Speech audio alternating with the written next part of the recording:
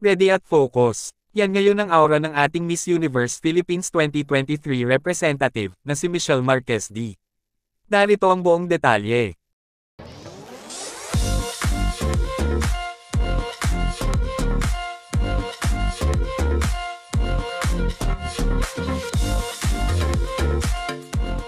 Ito naging recent post nga ng ating Miss Universe Philippines 2023 representative na si Michelle D kung saan may caption na "Block the noise and focus on our goal."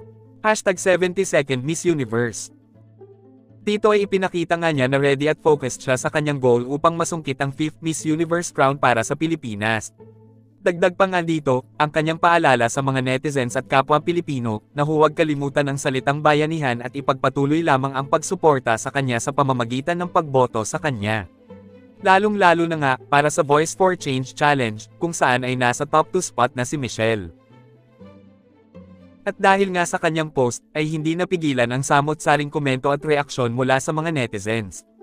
Ayun nga sa isang netizen na, "Hey everyone, let's keep it low-key this year. If we come across negative comments, it's better to stay calm or respond with class. This universe is all about grace. We've learned from last year. So let's represent the Philippines with style, just like our very own Michelle Marquez D, who is a true woman of style." At mula naman kay Rai Alegrijo na, in short, huwag kayong patola sa mga showpits. Block, then continue voting sa app and website. Kayo, anong masasabi nyo tungkol dito? At kung ano ang inyong komento at saloobin, just comment down below at babasahin natin yan at pag-uusapan natin para sa ating susunod na video. Thank you for watching and see you on my next one.